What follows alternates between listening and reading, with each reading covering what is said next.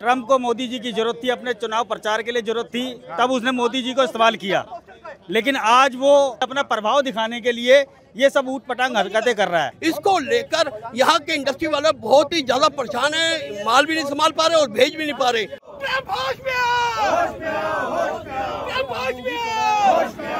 American राष्ट्रपति को अपने राष्ट्र से माफी मांगनी ही पड़ेगी, देश से मांगनी पड़ेगी, वरना डॉलर अपनी अस्मिता खो बैठेगा। एक वो समय था जब अमेरिकी राष्ट्रपति डोनाल्ड ट्रंप के लिए हमारे भारत के प्रधानमंत्री नरेंद्र मोदी चुनाव प्रचार करते थे और कहते थे अब की बार ट्रंप सरकार।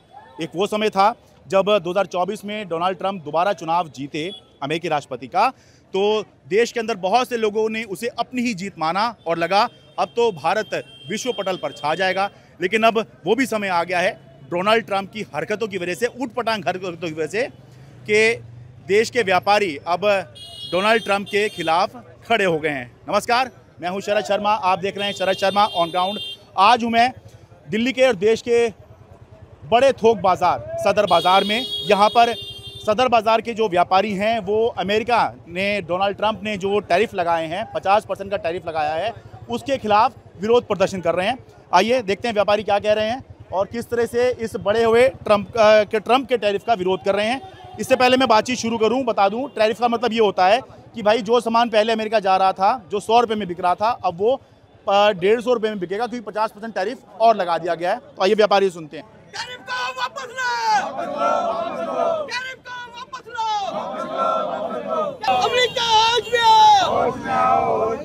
परमजीत सिंह पम्मा हैं जो कि फेडरेशन ऑफ सदर बाजार ट्रेडर एसोसिएशन के अध्यक्ष हैं। सर ये बताइए, पहले तो ये जो विरोध कर रहे हैं आप, स्पेसिफिकली बताइए किस चीज़ को लेकर विरोध है और सदर बाजार के व्यापारियों पर किस तरह का असर पड़ेगा जिसकी वजह से आप विरोध पे उतरे हैं? देखिए, पहली बात तो ये विरोध है टैरिफ के खिलाफ। दूसरी बात, हम सदर बाजार के लिए नहीं, पूरे देश के व्यापारियों के लिए उतरे आज सर। जबकि सदर बाजार से भी कई चीजें जाती हैं, व्यापारी कई चीज यहाँ से जाती है, गारमेंट्स का सामान जाता है, ज्वेलरी का जाता है, और भी क्राफ्ट वगैरह जाते हैं। उसका तो नुकसान होगा ही होगा, उसके साथ साथ पूरे देश की इंडस्ट्री का नुकसान होगा, क्योंकि कई माल तैयार हो चुके हैं जो हमारी इंडस्ट्री पर और अमेरिका के लोग उठा नहीं रहे, एडवांस देके पर भी नहीं उठा रहे, क्योंकि वहाँ जा नहीं पा रहा। वहाँ पर लोगों को डर है कि हम किस भाव में बेचेंगे। इसको लेकर यहाँ के इंडस्ट्री वाले बहुत ही ज्यादा परेशान है, माल भी नहीं संभाल पा रहे और भेज भी नहीं पा रहे, और कर्जे में डूबते जा रहे हैं। और यहाँ पर कई नौकरियां भी चली जाएंगी, इंडस्ट्री में भी बड़ा फर्क पड़ेगा। इसको लेकर बहुत ज्यादा दिक्कत का सामना करना पड़ा है हमारे व्यापारी को, जो अमेरिका की तानाशाही से, अमेरिका हमेशा तानाशाही करता है जो अब कभी बर्दाश्त नहीं होगी। ये मुझे ये बताइए कि आप जब देश में सरकार के खिलाफ, राज्य सरकार के खिलाफ प्रदर्शन करते हैं तो सरकार सुनती है नहीं सुनती? अमेरिका की सरकार कैसे सुनेगी? जो आप जो प्रदर्शन कर रहे हैं, ये लोगों के मन में आएगा आपके इस प्रदर्शन से, विरोध प्रदर्शन से अमेरिका के राष्ट्रपति ट्रंप जो हैं वो कैसे जो है प्रभावित होंगे? देखिए, एक चीज बताऊं, भगत सिंह ने जब असेंबली में बम फोड़ा था, वो किसी को मारने के लिए नहीं फोड़ा था, वो अपनी आवाज दुनिया को पहुंचाने के लिए फोड़ा था। हम जो अपनी आवाज है इसके जरिए, प्रदर्शन के जरिए ही दुनिया को पहुंचा सकते हैं, और उसके दबाव पड़ता है। पूरी दुनिया देखती है किस प्रकार का अमेरिका का विरोध हो रहा है। अमेरिका के लोग भी देखते हैं कि भारत के लोग हमारे हक में खड़े हुए हैं, क्योंकि कारण क्या है, इसकी मार अमेरिका के लोगों को भी पड़ेगी जो हालात है। मगर बात यह है, कोई तो आवाज उठाएगा, यही सोच के रह जाए कि वो हमारी आवाज सुनेगा या नहीं सुनेगा। इस आवाज को कभी दबाया नहीं जा सकता। ये बात इन्होंने बहुत सही कही। विरोध जरूरी है, हो सकता है कि यहाँ से मैसेज वहाँ जाए, हो सकता है ना जाए, लेकिन अपनी बात कहनी जरूरी है। आप ये बताइए, अब मन में लोगों के एक बात ये भी आ रही है आजकल कि यही डोनाल्ड ट्रंप थे जिनके लिए हमारे प्रधानमंत्री चुनाव प्रचार कर रहे थे, अब की बार ट्रंप सरकार। देखा होगा आपने, ठीक है जी। एक यही ट्रंप थे जब 2024 में जीते तो देश में बहुत से लोगों को लगा कि अब भारत जो है विश्व पटल पे छा जाएगा। आज इन्हीं की उठपटांग हरकतों की वजह से आपको प्रदर्शन करना पड़ रहा है। तो मन में आपके क्या चल रहा है कि क्या सोचा था, क्या हो गया? देखिए, इसको कहते हैं विश्वासघात। जब ट्रंप को मोदी जी की जरूरत थी, अपने चुनाव प्रचार के लिए जरूरत थी, तब उसने मोदी जी को इस्तेमाल किया। लेकिन आज वो अपना वर्चस्व दिखाने के लिए, अपना प्रभाव दिखाने के लिए ये सब ऊट पटांग हरकतें कर रहा है। और ये इस बार जब से दोबारा जीत कर आया है ट्रंप, जब से तो मतलब लोगों को क्या, पूरी दुनिया को लग रहा है कि ये एक पागल हो चुका है, पागल इंसान हो चुका है, ये कुछ भी कर रहा है। और इसका विरोध इसके अपने देश में हो रहा है। इसकी अपनी एजेंसियां इसका विरोध कर रही हैं और कल तो इनकी कोर्ट ने भी बोल दिया।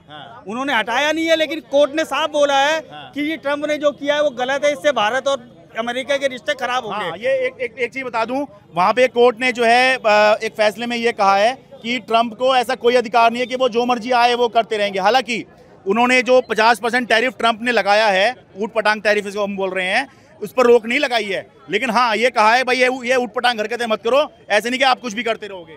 देखिए ऐसा है, आज हम यहाँ पर प्रदर्शन कर रहे हैं और अमेरिका में भी इसके खिलाफ आवाज उठनी शुरू हुई है। और हम ये सोच रहे हैं कि आगे आने वाले टाइम में ट्रम्प का इतना विरोध अमेरिका में ही होगा कि उसको ये टैरिफ वापस लेना ही पड़ेगा। ठीक है सर, यादव जी, राकेश यादव जी, हाँ एक चीज बताइए सर, आप लोग तो विरोध कर रहे हैं, व्यापारी की आवाज उठा रहे हैं, लेकिन जो ट्रम्प के दोस्त से अभी तक दोस्त हैं मोदी जी पता नहीं, वो कुछ नहीं बोल रहे हैं इस पर, तो आप लोगों को नहीं लग रहा कि उनको बोलना चाहिए और करना चाहिए कि तेरी मेरी दोस्ती खत्म, तू जाए जो मर्जी करता रहे, मैं अपने देश वालों को बचाऊंगा। देखिए एक सरकार, एक प्रधानमंत्री दूसरी सरकार को कूटनीति के तरीके से जवाब देता है। वो कूटनीति के तरीके जवाब देंगे। आज 96 करोड़ रुपए का ऑर्डर हमें जापान से मिला। आज वहाँ के जितने अमेरिकन सांसद हैं वो लोग अपने राष्ट्रपति का विरोध कर रहे हैं। वो कह रहे हैं हमारे राष्ट्रपति बूढ़े राष्ट्रपति हैं, सबसे बड़े देश के राष्ट्रपति, सुपर पावर के राष्ट्रपति हैं, लेकिन वो मानसिक तौर पर बीमार हो चुके हैं।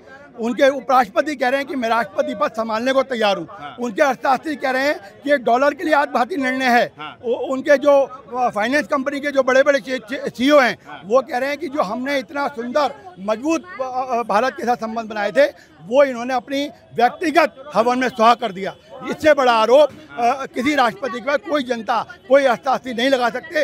जो वहाँ की जनता को इस बात का विरोध सहना पड़ रहा है, आप देखिए, इससे बड़ी जीत हमारी नहीं हो सकती। हाँ, उन्होंने हमारे आर्थिक तंत्र पर हमला किया है, हम इसका हमला 150 करोड़ जनता इकट्ठे होकर, एकजुट होकर, पूरे वर्ल्ड को एक करके अमेरिकन राष्ट्रपति को, अमेरिकी सरकार को जरूर देंगे। और ये आज फेडरेशन सदर बाजार ने इसकी शुरुआत की है। पूरे ऑल ओवर इंडिया के अंदर व्यापारी लोग प्रदर्शन करेंगे और पत्र भी लिखेंगे यहाँ से कि ये आप लोगों का इसका आधार क्या है। आप हमें आर्थिक अर्थशास्त्र के रूप में बता दीजिए, आप हमें आर्थिक तंत्र के रूप में बता दीजिए, या आप अमेरिकन गवर्नमेंट केवल और केवल अपने राष्ट्रपति की व्यक्तिगत मीमांसाओं को पूरा करने के लिए राष्ट्रपति बने। वो देश पहले होता है, किसी की व्यक्तिगत इच्छाएं नहीं होती। इस बात के लिए अमेरिकन राष्ट्रपति को अपने राष्ट्र से माफ़ी मांगनी ही पड़ेगी, देश से मांगनी पड़ेगी, वरना डॉलर अपनी अस्मिता खो बैठेगा। एक बात आपने बहुत सही बताई कि कूटनीतिक होती है, कूटनीति होती है, डिप्लोमेसी होती है, जिसके तहत काम चलता है, लेकिन हमारी समझ में ये कोई डिप्लोमेसी नहीं होती कि दूसरे देश के चुनावों के लिए आओ जाकर प्रचार करें। अब की बार ट्रम्प सरकार,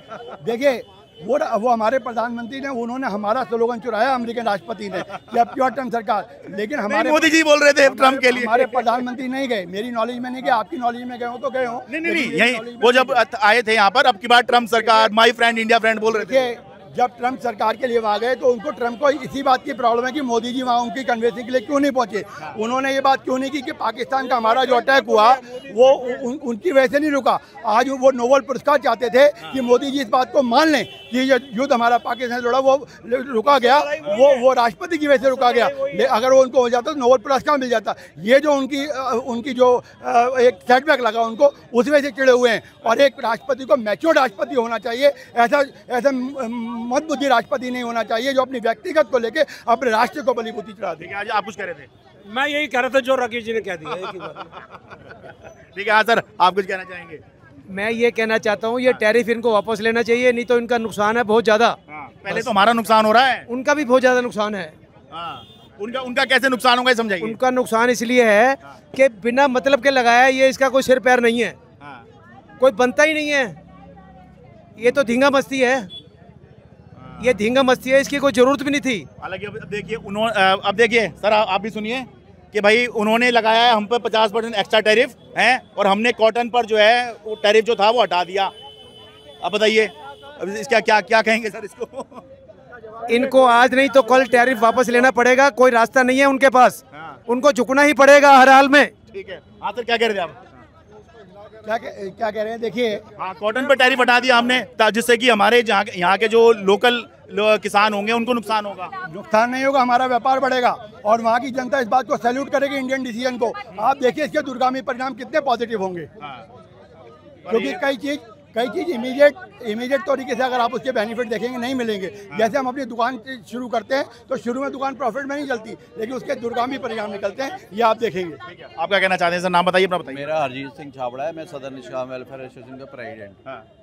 सर मैं ये कहना चाहता हूँ कि अमेरिका को ये देखना चाहिए कि पुराने मित्र थे हमारे जो मोदी साहब के, उनको क्या हो गया एकदम से जो ऐसा कर दिया उन्होंने। और बाकी मन में आपके ये नहीं आ रहा कि हमने तो उसको गले लगाया है और वो पीठ में छुरा घोप रहा है, हमारी कमर तोड़ने में लगा हुआ है। यही होता है, घर का बेदी लंका ढाए, ऐसे नहीं कहते वो। और हमारे पीएम कुछ बोल भी नहीं रहे हैं। वो इसीलिए नहीं बोल रहे हैं क्योंकि उनको दुख लग रहा है इस बात का कि जिस पे भरोसा किया था आज वही बंदा हमारे एंगेज खड़ा है। तो हम ये चाहते हैं कि आप उसको अमेरिका, उसको चाइना को अपने साथ मिलाओ और अपना रूस को साथ मिलाओ, आपको जरूरत ही ना पड़े अमेरिका की। चाइना भी कोई भरोसेमंद नहीं है, ये एक बार हम पे हमला कर चुका, बहुत नुकसान ना करे। रूस तो हमारे साथ है ना, रूस भी तो पावर है। अब देखिए यही वाली बात आ गई, हमने अमेरिका से दोस्ती करने के चक्कर में रूस जैसे अपने पुराने परम मित्र को जो है एक समय बिल्कुल साइड में डाल दिया था। बिल्कुल ये बहुत गलत किया था। हम ये चाहते हैं मोदी जी से, उन्होंने लाल किले पे ये बोला था उन्होंने कि टैक्स को कम करेंगे, दिवाली का गिफ्ट देंगे व्यापारियों को। तो हम ये चाहते हैं फर्स्ट पॉइंट टैक्स करो, जहाँ पर माल तैयार हो रहा है वहाँ से टैक्स लग के आए, उसके बाद टैक्स ना लगे।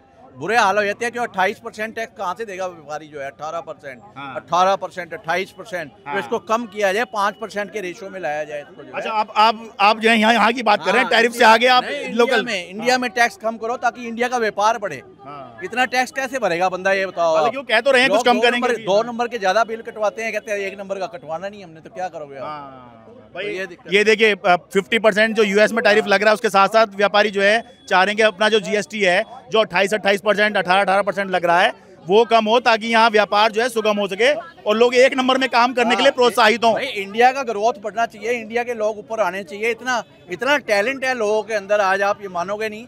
और मैं ये चाहता हूँ कि यंग ब्लड जो हमारा आज नशों के अंदर घूम रहा है, खुलेआम नशे बिक रहे हैं, उस पर बैन लगना चाहिए पूरे इंडिया के अंदर जो है, ताकि यंग ब्लड आगे आए। पढ़े लिखे बहुत है हमारे बच्चे, लेकिन एक नशे की वजह से थोड़ा पीछे रह गए हमारे बच्चे जो है। ठीक है सर, बहुत शुक्रिया।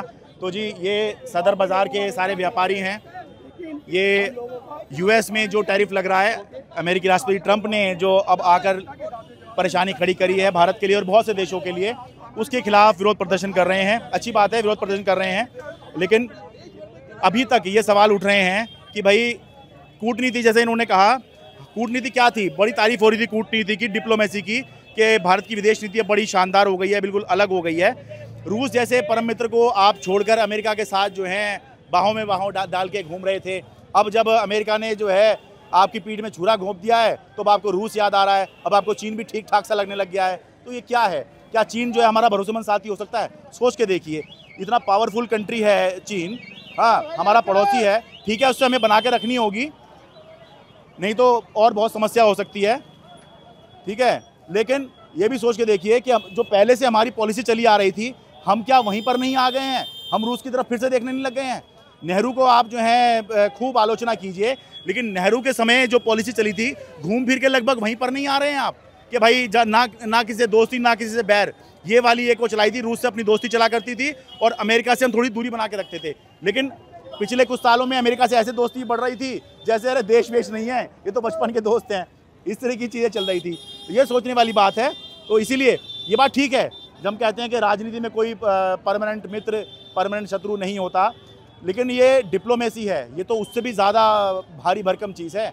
ये इतनी खुलकर नहीं की जा सकती जितने पिछले कुछ सालों में खुलकर की जा रही थी। तो इस घटना के बहाने ये सोचने का वक्त है कि क्या हमारी विदेश नीति ऐसी होनी चाहिए जैसी पिछले कुछ सालों से चल रही थी? ज़रा इसको सोच के देखिएगा। सदर बाज़ार दिल्ली से अपने कैमरा सहयोगी अमन कुमार के साथ मैं शरद शर्मा। मेरे लिए बहुत आसान था, मैं स्टूडियो में बैठ के अपनी रिपोर्ट तैयार करता, आपको दिखा देता। मेरे लिए बहुत आसान था कि मैं 4 लोगों को बिठा के डिबेट करता और बहुत आसानी से एसी में बैठकर आपको दिखा देता। लेकिन मैंने ये चुना क्योंकि ज़मीन पर आकर आपकी समस्या दिखाना चाहता हूँ, आपके मुद्दे उठाना चाहता हूँ। इसलिए आप बस इतना कीजिए कि सब्सक्राइब कर लीजिए, मेरे लिए नहीं अपने लिए, ताकि जितना बड़ा हमारा सब्सक्राइबर बेस होगा उतना ही हम आम आदमी की समस्या को आसानी से और बड़े स्तर पर उठा पाएंगे।